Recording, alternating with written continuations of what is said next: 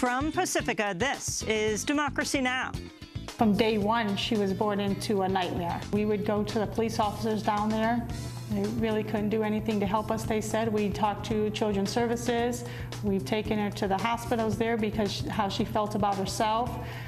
She was very, very, very scared for her mother's life, her life, and her sister's lives.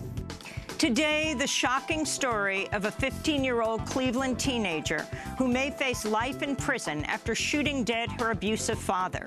We'll speak with one of Brescia Meadows' biggest advocates, her aunt, who is a Cleveland police detective specializing in domestic abuse. Plus, we look at how incumbents were the big winners in Tuesday's primaries in Arizona and Florida, as Senators John McCain and Marco Rubio and Congresswoman Debbie Wasserman Schultz beat back challengers. And we'll return to our conversation with Pulitzer Prize-winning journalist Glenn Greenwald on the 2016 race.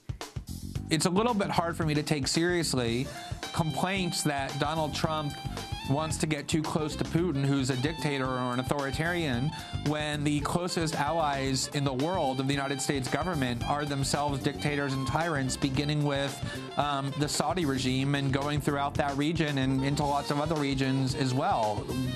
Cuddling up to dictators has long been and continues to be a central U.S. policy. All that and more coming up. Welcome to Democracy Now!, democracynow.org, the War and Peace Report. I'm Amy Goodman. Donald Trump is visiting Mexico today, where he'll meet privately with Mexican President Enrique Peña Nieto. Among those believed to be going are former New York Mayor Rudolph Giuliani and Alabama Senator Jeff Sessions. This comes as Trump is slated to give a major speech on immigration in Arizona tonight. Trump's made the mass deportation of 11 million undocumented immigrants one of the cornerstone proposals of his campaign, although under his new campaign manager, Kellyanne Conway, he appears to be backing away from the plan.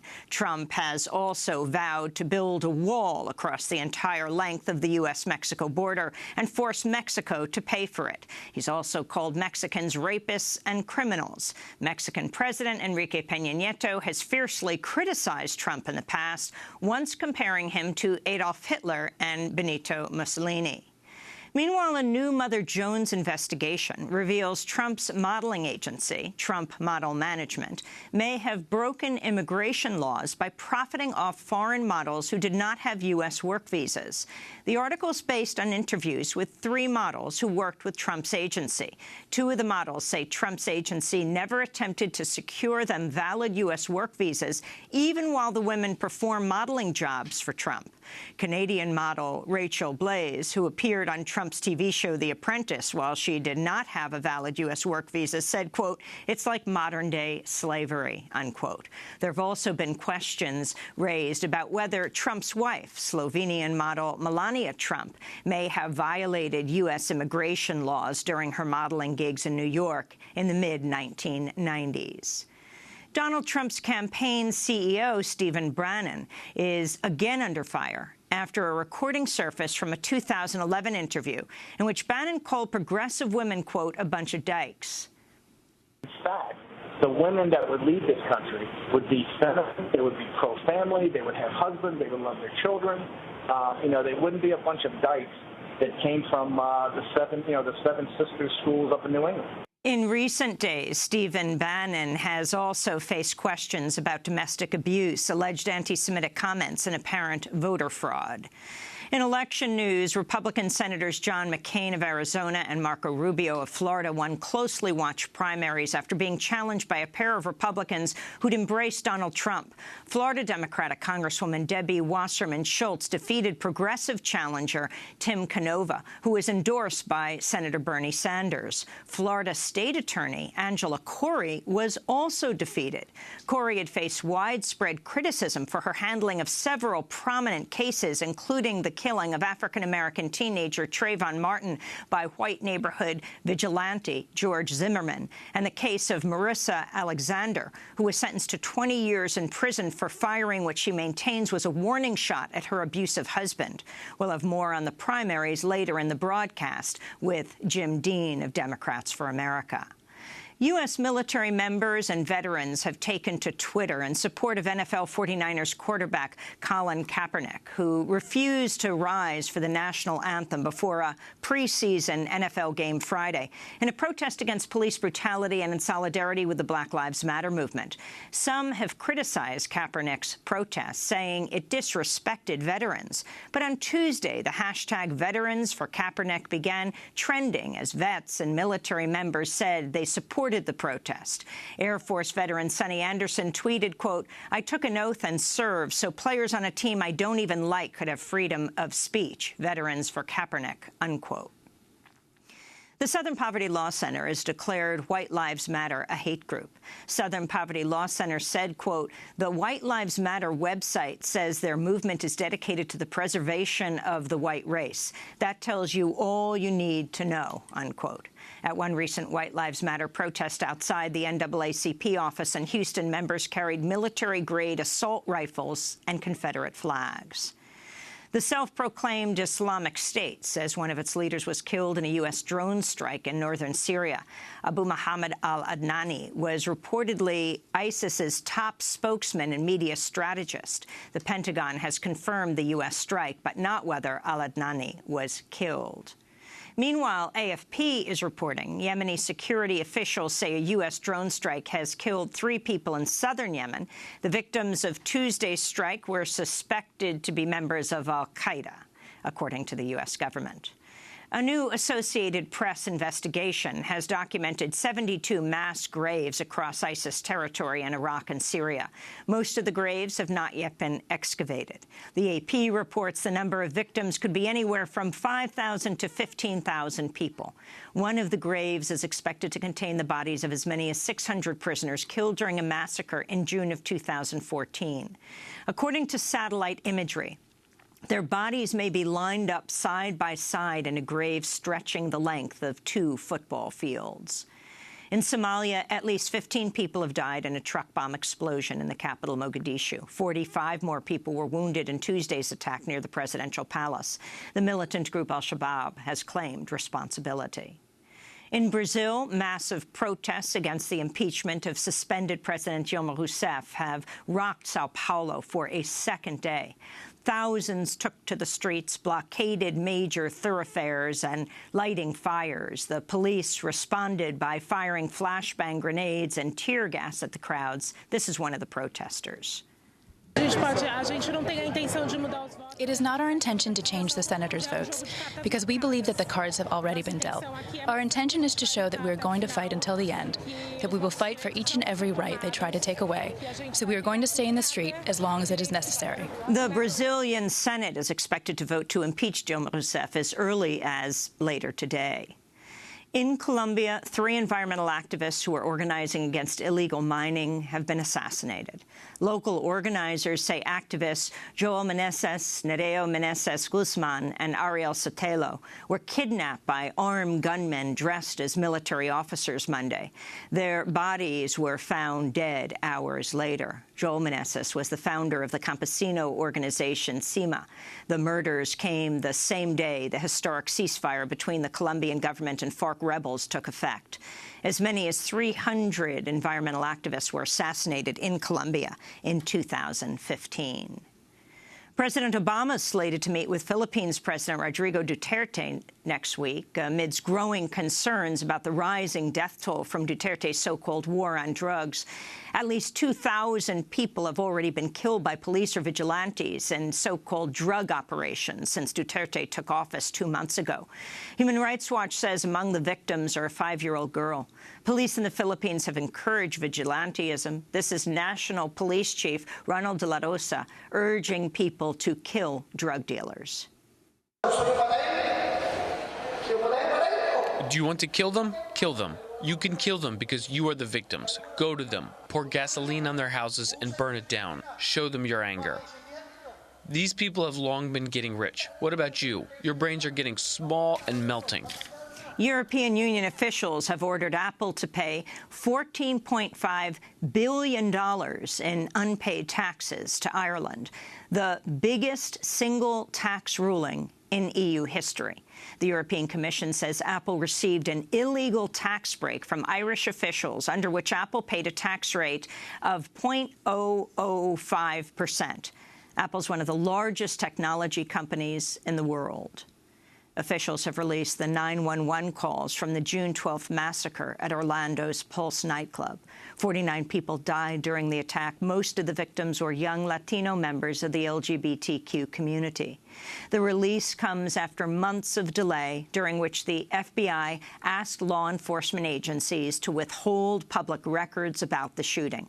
Here's an excerpt of one of the 911 calls. I called you guys, I don't know, 10 minutes ago. My girlfriend is hiding on the Club Pulse. Did she tell you she's in the front or the back bathroom? She doesn't know which bathroom she's at. All she knows is that she's in the Club Pulse, in the bathroom. In Arkansas, a mother has been released after spending 35 days in a county jail after she accidentally bounced a $29 check 5 years ago. Nikki Petrie was sentenced to jail last month by a judge accused of running a debtor's prison. Petrie had already been arrested at least 7 times over the bounced check and paid at least $600 in court fines, more than 20 times more than the original debt. Petrie said, quote, "Every time I go to jail, they'd let me out immediately for $100. They'd turn around and add $600 or $700 more to my bond. I couldn't afford to pay. They cornered me. There was no way out from underneath it. I felt overwhelmed and hopeless," she said. President Obama's commuted the sentences of 111 prisoners serving time for low-level drug offenses. Among those whose sentences will be shortened is Tim Tyler, who is serving a life sentence for possessing LSD while following around the Grateful Dead in the early 20s. In total, Obama has commuted the sentences of 673 prisoners, more than any recent president. There are more than 190,000 federal prisoners currently imprisoned across the United States. And here in New York City, the New York Public Library has established the first permanent library at Rikers Island. The jail's new library has 1,200 books, which can be checked out 2 at a time. And those are some of the headlines. This is Democracy Now!, democracynow.org, The War and Peace Report. I'm Amy Goodman. A young girl who shot dead her abusive father now may face life in prison, sparking national outcry over the treatment of domestic violence survivors.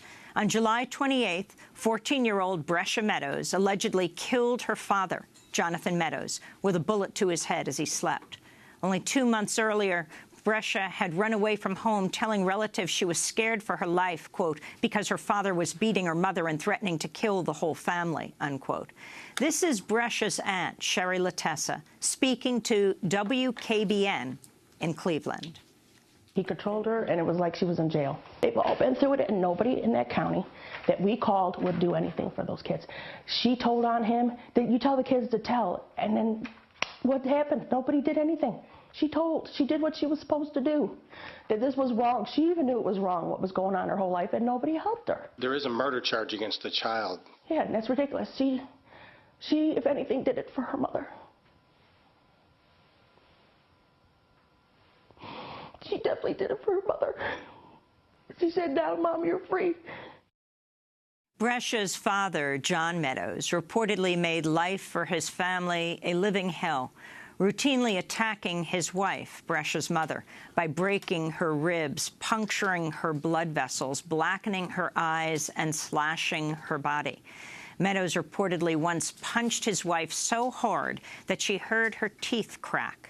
Later, she had to have those teeth removed. He also apparently slammed her head into the wall, stomped on her, and kicked her in the face.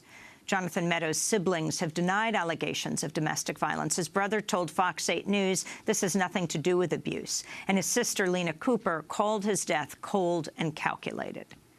You know, he drank a little bit. He had the ways he did things. But my brother was, I literally say he would have given his life. This was cold and calculated. My brother was murdered. It was cold and calculated. He was murdered in his sleep. There was no signs of abuse. On Tuesday morning, supporters and family members gathered for Brescia's first pretrial hearing. Over 6,000 people have signed a petition calling on Trumbull County prosecutors to drop charges against the child. Brescia is being held in a juvenile detention center in Warren, Ohio, where she faces aggravated murder charges, a charge that could carry a life sentence if she's tried and convicted in adult court. Brescia just spent her 15th birthday behind bars. Well, for more, we're joined right now by three guests. In Cleveland, Ohio, we're joined by Martina Latessa, Brescia Meadows' aunt and a Cleveland police officer in the domestic violence unit. We're also joined by Ian Friedman, a criminal defense attorney representing Brescia Meadows. He's an adjunct law professor at Cleveland Marshall College of Law. And here in New York City, we're joined by Victoria Law, freelance journalist, author of Resistance Behind Bars, The Struggles of Incarcerated Women. Her recent article for Rewire is headlined, What Brescia Meadows, Arrested for Shooting Her Father After Reported Abuse, Faces Next. We welcome you all to Democracy Now! Victoria, just lay out this story for us. When did this happen? How old was Brescia? And talk about what's happened since. So on July 28th, Brescia Meadows, who was then 14 years old, so a child, was arrested for allegedly shooting her abusive father in the head with a gun that he had used to threaten his family numerous times. So she had endured years and years of abuse. According to Brescia's mother, the abuse had started when she was pregnant with their first child, who is now 21 years old. So she had endured decades of abuse, and this was violence and threats and belittlement and ridicule were constant in Brescia's house. She had run away twice. Her aunt had reported the abuse to child services. Nothing ever came of that. Her mother had tried to leave once before and had even filed for an order of protection. As many of your viewers may know, in situations involving domestic violence, it often takes somebody 7 to 10 times to leave before they are able to successfully leave their abuser. And as we've seen in many cases, leaving is often the most dangerous time for a survivor and her family to leave an abuser. And so then explain the night that Brescia killed her father. So Brescia's father was sleeping. He had come home earlier that day. She had gone into her room to avoid the abuse, from what I understand. And when he went to sleep, nobody is sure, and I don't know if her lawyer can give more details or wants to give more details at this time, since she is still pre-trial. He was sleeping, and she shot him with the gun that he used to threaten his family. And again, this is, if you put yourself in the shoes of a 14-year-old, she saw this as a last resort. Nobody else was helping her. The police weren't helping her. Child Protective Services weren't helping her. None of the adults in her life seemed to be able to help her and her family. Ian Friedman, you're her criminal defense attorney. Can you talk about what happened in Tuesday's pre-trial hearing, and how long has Brescia now been held in prison, in jail? Good morning, Amy, and thank you for having me on. But more than that, excuse me, thank you for finding this issue to be so important. As we talk about it, it really is just such a tragedy. And what I have learned, even just in the short time I've been involved, is just how widespread this sort of violence is out there. So I'm really glad we're talking about it this morning. Yesterday at the pretrial, what we did was we just exchanged evidence, the defense, the prosecution. We talk about where we're going with the case, potential resolutions. We set future dates, and we really are just discussing kind of the beginning of the procedure. So Brescia has been in the juvenile detention center since that night, the night of the incident. She will remain in there at least until the next pretrial, which will be October 6th. And at that time, we'll revisit whether or not there is cause to have her released while the rest of the case remains pending. So how long has she been jailed at this point? She's been jailed now over a month since the night of the incident. She's been in there. Mm-hmm. Martina Latessa, you are Brescia's aunt. Can you talk about what you understood before that night? I understand that there were mental abuse, physical abuse, psychological abuse, emotional abuse. The kids didn't get, hit. That was my sister Brandy who got that, but those kids had to watch that. including Brescia. They had to sit there, and he did cuss at them and call them names. From my understanding, Brescia wasn't even allowed to be in the same room as her father once she ran away the second time. He would tell her, get out of here, go up in your room, get out of my face, you know, you disgust me. My sister Brandy was abused, pushed around and punched and smacked and kicked while all of her children watched. And it did take a toll on her. She did run away, and she, you know, told me about it, and she expressed great fear for herself and her family.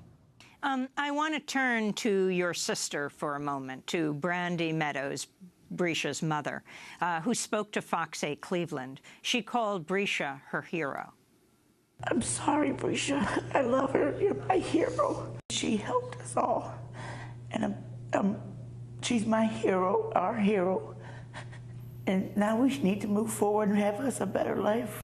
So that's Brandy Meadows, who was beaten for a long time. Latessa, did you know about, Martina, did you know about your sister, the abuse of your sister? I found out about it in 2011, so around 5 years ago. She did go back, and that is normal for victims of domestic violence to go back. You know, she loved him, and she wanted her family to be together, and she's told me in conversations, he's told her, I'm not going to hit you anymore, we're going to be better, and she went back, and, you know, like, that's normal for domestic violence victims to do and experience, and it's hard for people who don't understand domestic violence, who don't live in it, who's never grown up in it, that is where she's gonna do that. And I explained that even to my own mom and my family, that, you know, it's normal. Even though it's hard for us to understand, it is normal in domestic violence. So you're an expert in this. You're a police detective who deals with domestic violence? I'm not an expert, but I am a detective in our Cleveland Police Domestic Violence Unit. I handle cases every day. I deal with victims every day, and advocates and, you know, prosecutors and judges every day. Have you seen a case like this before? No, even in almost 17 years of being a police officer, I have never seen anything like this. Can you tell us a little about Brescia? You know, I don't. They were so isolated that I barely know them. I barely know my sister and her family. So in 2011, when she ran away, we seen them, and probably 7 years before that, you know, we seen them around Christmas time when I went down there. But they were so isolated that I don't know them. But I do know, you know, the 2 times that Brescia ran away and she came to me. She was a little girl. She was scared. She was asking me for help. You know, I took her things. She came with no coat. I even remember I got her a little North Face jacket that she wanted. And then when she got home, her father took it from her, told her he can't have anything that came from me. When she ran away the second time, I, you know, took her again. She didn't have anything, and we bought her stuff. And when she was told she had to go back, she was terrified. And she wouldn't even take a hair conditioner back with her that I bought her because she was afraid her dad, what he would do if he found out she had something like that. Did you know that at the time? Were you concerned? Oh, I was very concerned. I didn't know like the jacket incident and how he felt until she ran away again in the end of May of 2016 this year, just a couple months ago. And that's when I got a little bit more light, you know, on the situation. And she told me, you know, he's hitting her again. He just put her up against the wall. He, you know, they say choked, but he strangled her. He threatened to kill him. She said he's, you know, bashed her head into a wall, and, you know, I just can't take it anymore. You know, please help me. I'm afraid, you know. And I do believe her. I said, like, you know, Johnny Meadows kept that family in a box. And I believe, and I still say it, if this didn't happen, my sister would have been in a box, which is a casket being put in the ground, if this incident didn't happen. Is there anything you could do, not just as her aunt, but as a Cleveland police detective specializing in domestic violence, when you learned what was happening to the family?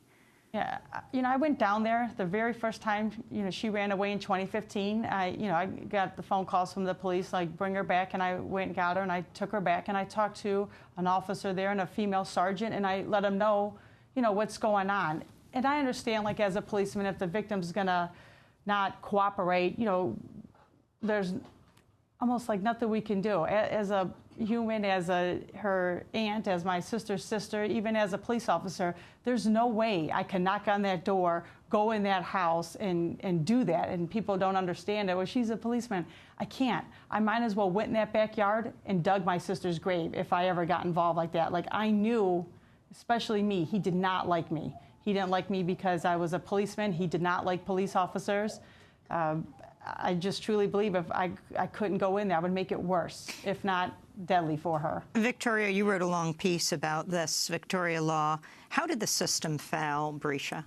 The system failed Brescia in so many different ways. When her mother filed for an order of protection, I mean, there are no resources for domestic violence survivors and their families. I mean, there are battered women shelters, there are abuse hotlines, but there are no safe places to go. There's no counseling. You need things like affordable housing and ways for people to be able to get out and stay out. When her aunt called child services the second time that Brescia ran away, they didn't do anything to make sure that she was safe, that her family life was safe. According to her aunt, when they interviewed Brescia's parents, they interviewed them together, which means that her mother is not going to say that there is abuse in the house. They interviewed her mother and her abuser together. Yes, from what I understand, they were interviewed together. They didn't separate them so that they could find out what was going on, and they returned Brescia to the house. So there are so many different ways in which the system could have intervened and done something before Brescia, as a 14-year-old, as a very scared 14-year-old, thought that she had to do what she did to protect her family. Ian Friedman, can you talk about the outpouring of support, but also the fact that the father's family, Jonathan Meadows' family, denies that there was domestic violence? Well, I'll speak to the family first. It's not unusual, even for when I stand before judges and I'm representing someone who really did murder someone. There's always family behind them saying, but he's a good person and please go easy on him. So this doesn't surprise me at all. And they're mourning, and they may not know the full story, in all fairness to them. But I think that the evidence is going to be impossible to refute. And at some point, they're going to have to face it and accept it. Now, as far as the outpouring of support, it has been coming literally from across the globe. My office has just been flooded with mail and emails and calls from people, that want her to know that she's being supported and prayed for. Gifts are being sent. Even a group of women sent a big box of painted rocks to my office, which was very nice, with little sayings of encouragement. Of course, I can't bring that to the jail, but she can certainly see a photo of it. The petition that we received yesterday, now over 7,000 people who are calling for Brescia's release. So it really is incredible. But the one area that has surprised me in the mail that I've received is that I have received no less than probably a half dozen letters from other people who were in similar sorts of situations, and some of them had to take the same sort of action against their spouses, against their parents. And so it really, when I first read the first one, I was really shocked by it, and I've just gotten more and more. This is really touching people and having them kind of come out and to let her know, they're asking to let her know that, hey, you're not alone. I had to go through this also. So as we started your program, that's why I felt this was so important to really, not just with Brescia, but to also bring attention to kind of the wider spread problem across this country.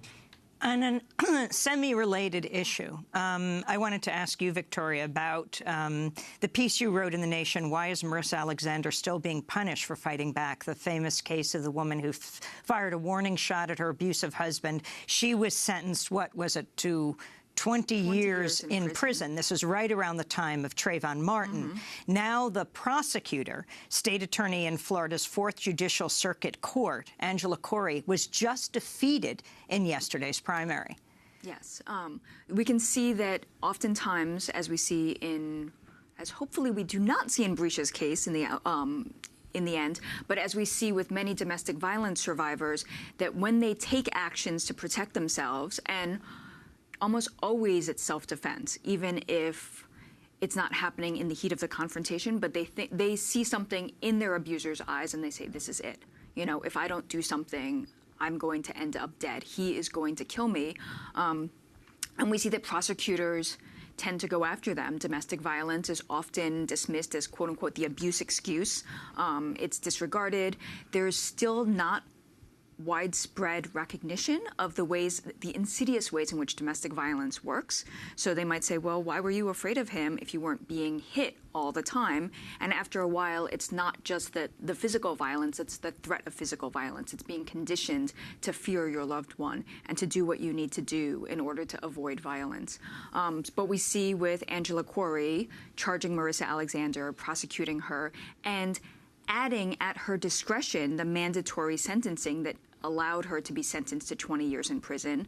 And then when Marissa Alexander won her appeal, going after her again and threatening her with a 60-year sentence for firing a warning shot in which no one was hurt and no one was killed. And we see this again and again. What's unusual for Marissa Alexander is the outpouring of support she got. And again, Angela Quarry defeated, and this is the same prosecutor who was in charge of the prosecution of George Zimmerman, who got off. I want to thank you all for being with us. We'll continue to follow Brisha's case. Victoria Law, we're linked to your pieces. Martina Latessa, thanks so much for being with us. Cleveland police detective in the domestic violence unit, who is the aunt of Brisha, and Ian Friedman, her criminal defense attorney. This is Democracy Now! When we come back, speaking of primaries yesterday, we'll look at the primary results in Florida and in Arizona and in other places with Jim Dean, head of Democrats for America. Stay with us. Them that's got shall get, them that's not shall lose. So the Bible said, and it still is news. Mama may have, Papa may have, but God bless the child that's got his own, that's got his own.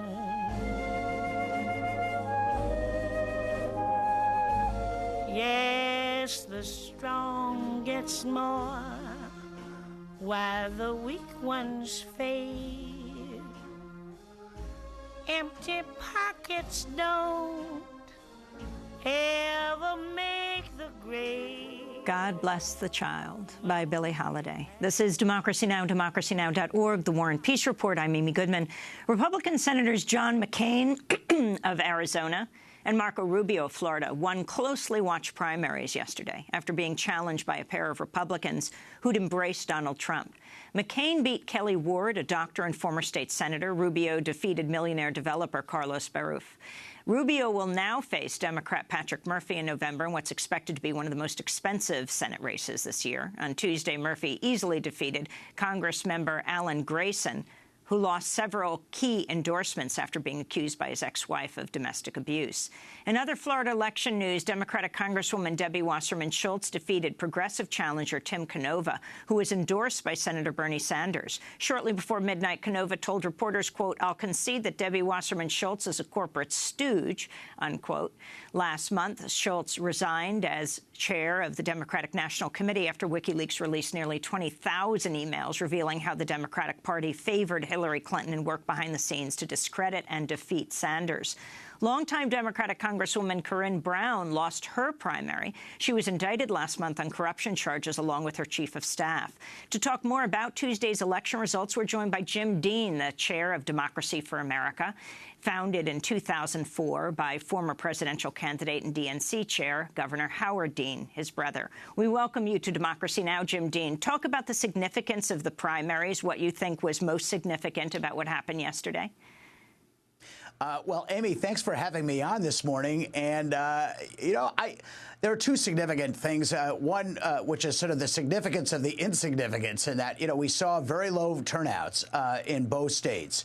But on a more constructive note, I really focus on a couple of things. One, the courageous campaign that Tim Canova ran, a campaign that helped lift some very important issues to the voters at large into the national consciousness, particularly the Trans-Pacific Partnership, the corporate subsidy agreement that both presidential candidates are now against.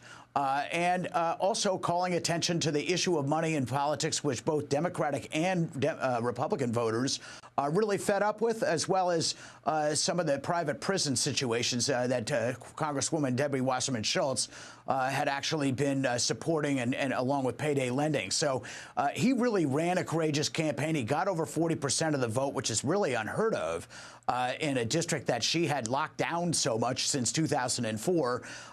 And so that was significant. I think the election of Aramis Ayala as the state prosecutor in Orange County, juxtaposed against the discussion you were having about the prosecutor, Angela Corey, a former prosecutor, Angela Corey, I think is also indicative. She's a game changer and one whose own life experience certainly portends for a better justice system, at least in Orange County, Florida. So those are good news. Other candidates did not do so well. We were supporting a number of candidates in the state legislative races. We're absolutely thrilled that one of the great statesmen of the Florida legislature, Dwight Bullard, won his primary, a party that put up against a party put-up candidate who's basically a Republican. But there's a long way to go here.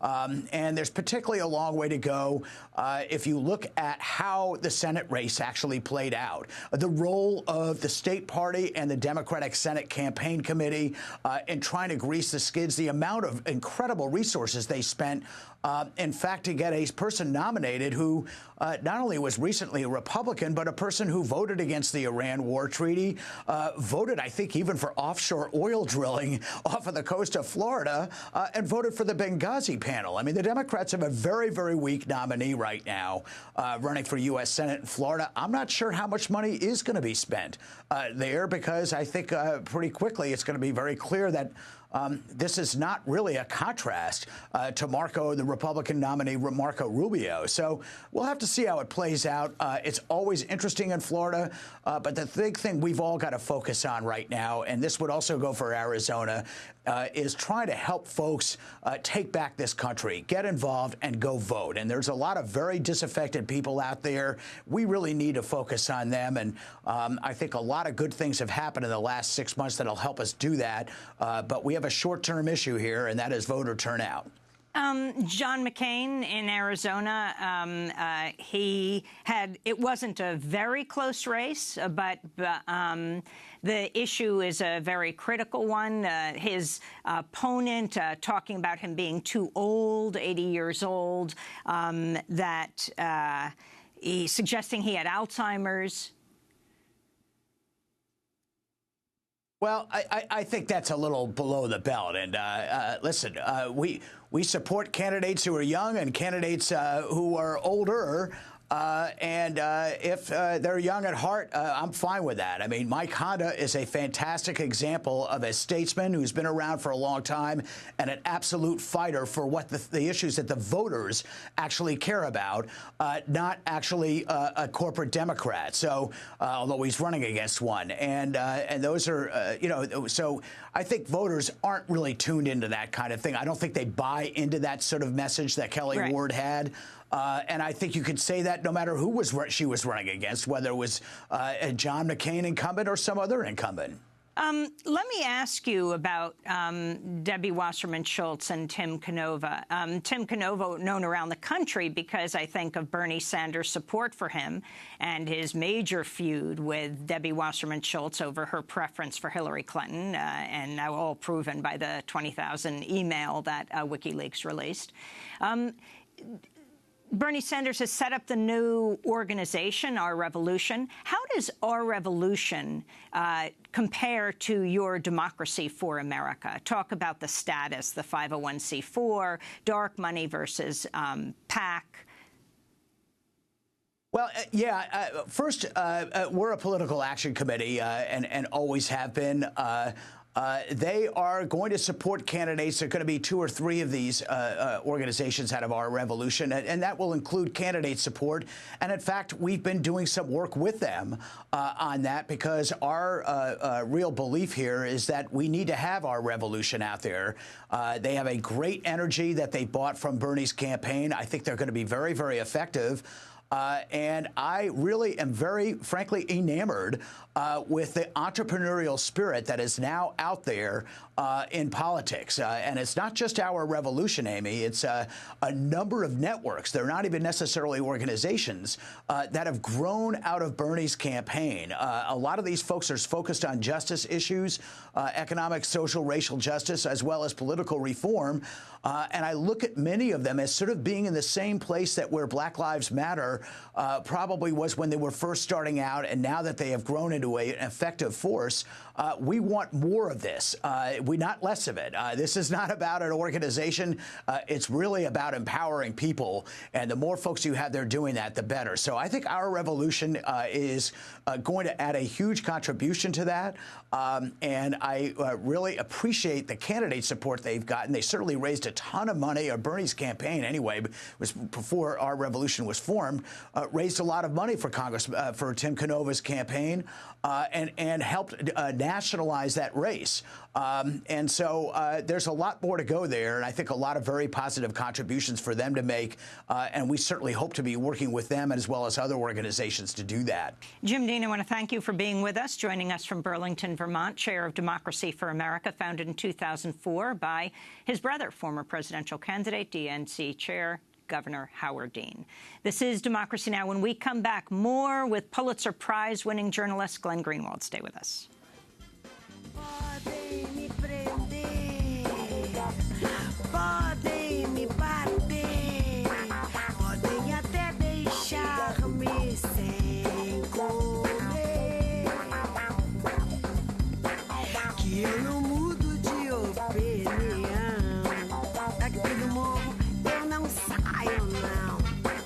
Daqui do morro eu não saio, não. Se não tem água, eu fui um poço. Se não tem carne, eu... Opinion by Elsa Soros. This is Democracy Now!, democracynow.org, The War and Peace Report. I'm Amy Goodman. We're continuing our conversation with Glenn Greenwald, the Pulitzer Prize-winning journalist, one of the founding editors of The Intercept. In Part 1, we discussed the U.S. elections, also the impeachment trial of the suspended Brazilian president, Dilma Rousseff. Today, we're going to Part 2 of the conversation. Glenn Greenwald recently wrote an article headlined, Hillary Clinton's likely Pentagon chief already advocating for more bombing and intervention. We spoke to him at his home in Rio de Janeiro, Brazil, and I asked Glenn to talk about the article and just who Michelle Flournoy is. She, by all accounts, is the clear frontrunner to be the Pentagon chief under Hillary Clinton. She was probably the second-place finisher the last time that President Obama chose a Defense Department chief, when he chose Ash Carter. She's sort of this prototypical Pentagon technocrat who has been integrated into bipartisan military policy for a long time, so very much along the lines of how Hillary Clinton views foreign policy and military policy. And one of the most notable parts of Clinton's approach to foreign policy that has gotten relatively little attention is that one of the few areas where she has been openly critical of President Obama has been by complaining that he's been insufficiently militaristic or belligerent or aggressive in a number of areas, in particular in Syria, where she criticized him in her book, and then also in various interviews for not doing enough in Syria to stop the Syrian dictator Assad from brutalizing the Syrian people. She has advocated, Secretary Clinton has, a no-fly zone, which could lead to military confrontation with Russia, who's flying over Syria. And then Michelle Flournoy, in an interview, made clear that she not only believes in a no-fly zone, but also more active boots on the ground in Syria, American boots on the ground. And given that the Russians are already there, that there is ISIS there, that there are al-Qaeda elements, that there's still a civil war ongoing, it would be extremely dangerous to involve the U.S. further in military involvement in Syria. And yet you have President Obama, who himself has been very militaristic. He has bombed 7 predominantly Muslim countries in the last 7 years. And yet Secretary Clinton's critique of his foreign policy is in every case that he's not aggressive enough, he's not militaristic enough. And in Syria in particular, they seem to really be itching to involve the U.S. a lot more directly and a lot more aggressively in that conflict. And how do you think Donald Trump's foreign policy would be carried out? It's always difficult to say what Donald Trump's policy would be because he has very few cogent ideas that remain constant from one day to the next. But if there's any ideological strain that's identifiable in Trump's statements, not just over the campaign, but over the years, it does seem to be that he comes from this kind of more nativist, isolationist strain of American politics represented by Pat Buchanan previously, by Charles Lindbergh, this American first ideology that says that the U.S. should never involve itself in military conflicts to nation build or to help people or to prevent oppression. It should only do so when there's a direct threat to the United States that needs to be engaged. And so Trump's attitude has very much been along those lines in Syria, which is to say, let the Russians continue to bomb ISIS. Let the Russians continue to bomb Assad's enemies, many of whom, in Trump's view, are al-Qaeda elements. There's no reason for the United States to engage in any of that. And the only thing the U.S. should be doing in Syria, he says, is directly attacking ISIS, where he wants even greater bombing than Obama has already ordered. And so, in one sense, he's calling for more limited involvement in Syria by limiting the United States military action only to ISIS and letting the Russians handle everything else. But on the other hand, he's calling for massive bombing, the use of torture, other forms of war crimes, and targeting terrorist suspects' family members in order to fight ISIS. And so it's very difficult to say whether it's more militaristic or less. It's probably some combination of both to the extent that it can be predicted at all. And when it comes to Russia, I mean, you have this very unusual juxtaposition. Talk about the Democrats' approach, Hillary Clinton's approach to Putin, and also Donald Trump. I mean, his recently departed, from the campaign at least, campaign manager, Paul Manafort, his close ties to Ukraine and to the Soviet ally, former President Yanukovych in Ukraine, who then fled to Russia, and whatever the not clear what his financial dealings were with them. But talk about Russia as it relates to U.S. foreign policy.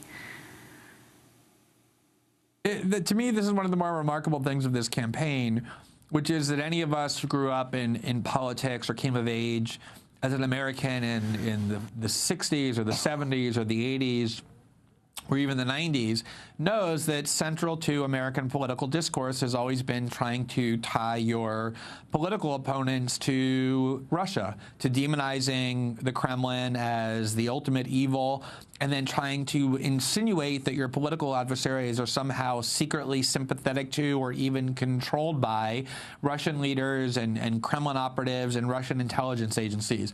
And this was not just the McCarthyism, which was sort of the peak of it, but even long after. This was typically a Republican tactic used against Democrats. So if Democrats advocated greater détente with the Russians, arms deals or other negotiations with Russia to decrease tensions or decrease conflict, Republicans would immediately accuse those liberals and Democrats of advocating that, of being either having allegiance to the Kremlin or being useful idiots or stooges of Russian leaders. And it's amazing to have watched in this campaign Democrats completely resurrect that Cold War McCarthyite kind of rhetoric, not only to accuse Paul Manafort, who does have direct financial ties to certainly the former pro-Russian leader of the Ukraine, but really, anybody who in any way questions the Clinton campaign. I mean, they even tried doing it to Jill Stein a few weeks ago by claiming that she had done something nefarious by attending an event in Moscow sponsored by the Russian television outlet RT that's controlled by the Putin government. And so it's sort of this constant rhetorical tactic to try and insinuate that anyone opposing the Clintons are somehow Russian agents, when it's the Clintons who actually have a lot of ties to Russia as well. I mean, the Clinton Foundation and Bill Clinton helped Russian companies take over uranium industries in various parts of the world. He received lots of Russian money for speeches. The Clinton Foundation has relationships to them. President Obama refused to arm factions in the Ukraine that were trying to fight against this pro-Russian dictator and continuously tries to partner with the Russians in Syria. So this rhetoric can cut both ways, and it's very problematic, I think, to try and depict anyone who questions NATO or who who advocates détente with Russia of somehow being disloyal or useful idiots or stooges to Putin, given how dangerous that rhetoric traditionally has been in American political discourse. And Glenn, where WikiLeaks fits into this picture with Russia, and then also if you could talk about Ed Snowden. I mean, what I just talked about in terms of this tactic of trying to depict political adversaries as being agents of Russia, obviously from the beginning of the Snowden reporting that was used to try and demonize Edward Snowden by virtue of the fact that he ended up in Russia where he sought and then obtained asylum. Even though he never intended to go to Russia, he was passing through Russia and he ended up getting stuck there because the U.S. government revoked his passport on the plane from Hong Kong to Moscow. They first forced him to stay in Russia and then used the fact that he was in Russia to depict him as some kind of a nefarious Russian agent. And they've done the same to WikiLeaks, especially since WikiLeaks disclosures this year have been damaging to the Democratic Party and the Clinton campaign. I mean, it's amazing that WikiLeaks' last disclosure resulted in the resignation of the top 5 officials of the Democratic National Committee, including the DNC chair, Debbie Wasserman Schultz. So WikiLeaks has become an enemy of the Democratic Party, and they seem to have one tactic with their adversaries and enemies, which is to accuse them of being Russian agents, and that's the tactic that has now been used against WikiLeaks as well. And so it's a very sort of disturbing strategy that not is just disturbing in and of itself, but that will have enduring consequences in the likely event that Hillary Clinton wins, because when you constantly inflame the public by telling them that Russia is this enemy, that they have domestic agents operating in the U.S., namely anyone who is a critic of the Clinton campaign, that's going to have lots of long-term implications in terms of how the U.S. government treats Russia, how the American media and the American people are going to expect the U.S. government to react to Russia, and how much dissent and criticism is going to be allowed without people being accused of being agents of the Kremlin. And what about Donald Trump and his admiration for Putin and how you think he would deal with Russia?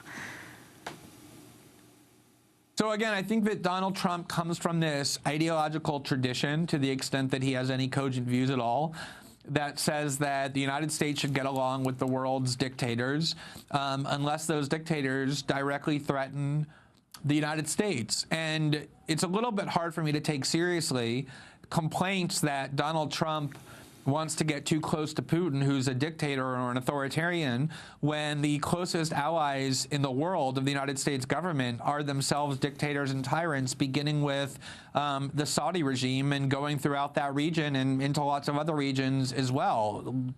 Cuddling up to dictators has long been and continues to be a central U.S. policy.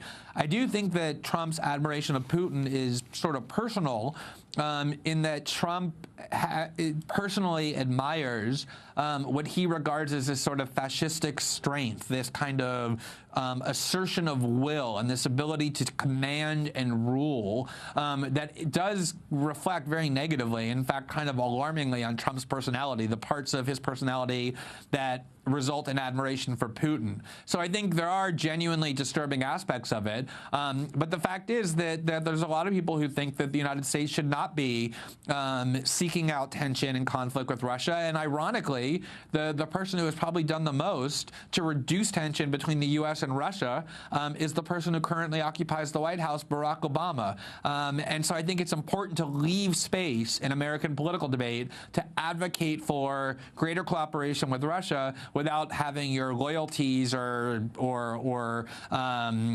sympathies called into question. You know, we mentioned in the first part of our conversation what's happening in Israel and Palestine. You write that Clinton-led Democrats are now to the right of George W. Bush when it comes to Palestinian rights. Explain what you mean. The fact that Israel is illegally occupying the West Bank is a consensus of international law. And not only is it a consensus of international law, but George Bush himself, as steadfastly supportive of Israel as he was, often said that Israel's occupation of the West Bank was illegal, and he used those terms. So did the Bush administration. That was its formal position. During the platform debates of 2016 within the Democratic Party, when several Sanders appointees, led by Cornel West and James Zogby and others, attempted to insert language into the platform that simply reflected this international consensus, namely that Israel was occupying the West Bank illegally and that the U.S. government opposes it, the Clinton appointees on this platform committee, including Neera Tanden, who will now head the transition and currently heads the Center for American Progress, and other witnesses and appointees, were opposed to that and objected to it and actually blocked the inclusion of that language. And so apparently it's the current position of the Clinton-led Democratic Party that you can't or should not use the term occupation to describe what Israel is doing in the West Bank, even though that is the international consensus and even though the Bush administration itself was willing to embrace and use those terms. And that does place the Democratic Party, unsurprisingly, to the right of not just the international community, but even the Bush administration when it comes to their blind, slavish, incredibly immoral support for the Netanyahu government. So, Glenn Greenwald, your view of third parties, I mean, you talk about Jill Stein. There's a whole debate over the debates, who gets to participate in the debates, which, of course, it's a self-fulfilling cycle, because if you get in the debates, you get much more well-known and you have a national platform that is viewed by millions of people. But what do you think about both Johnson, the former governor of New Mexico, and Dr. Stein, the Green Party candidate? Johnson, of course, libertarian, Gary Johnson. I think American political discourse would value greatly from the inclusion of both of them in the debate, which is exactly why neither the Democratic nor the Republican Party will allow it. The big scam of the Democrats and Republicans is that they agree overwhelmingly on most issues. It doesn't seem like that's the case because that's the scam. The issues on which they agree, such as giving billions of dollars of taxpayer money to Israel each year, are simply ignored. So you don't realize the issues on which they have agreement because those issues are ignored by television commentators and don't get debated. And then there are issues where they vehemently disagree, whether it be like abortion or LGBT issues or the rate of taxation or healthcare, that do get attention. And so it seems like they disagree on everything because the only issues that get any attention are the ones where they vehemently disagree. Allowing third parties and fourth party candidates into the debate who would then call into question U.S. posture toward Israel or the drug war or the criminal justice system or a whole variety of other issues where both parties agree, including trade, would open up the range of issues that Americans start questioning and start thinking about and start challenging that they never think about now because the two major parties agree. And I've watched here in Brazil, for example, where there's all kinds of parties and 8 or 10 parties or 6 parties participate in the presidential election. So you have far left and far right and center parties where all views get aired. And you contrast that to the United States where a tiny range of issues get debated because only 2 sides are heard. And that's exactly the way both parties want it. Pulitzer Prize-winning journalist Glenn Greenwald of The Intercept speaking to us from his home in Rio de Janeiro, Brazil. You can visit our website to watch the first part of our interview when we talked about the impeachment trial of Brazilian President Dilma Rousseff, Bernie Sanders' opposition to the coup in Brazil, the Clinton Foundation, and the future of Rio after the Olympics. That does it for our broadcast. Go to democracynow.org. And a very happy birthday to Hani Massoud. Democracy Now! Is produced by Mike Burke, Nermeen Sheikh, Carla Wills, Laura Gottesdiener, Dina Guzder, Sam Alcoff, Robbie Karen, Hani Massoud, Charina Nadura, and Andre Lewis, Mike DeFilippo, Miguel Noguera, and Paul Huckabee are our engineers. Special thanks to Becca Staley, Julie Crosby, Miriam Barnard, Hugh Gran, David Prude, Ariel Boone, Vesta Godars. I'm Amy Goodman. Thanks so much for joining us.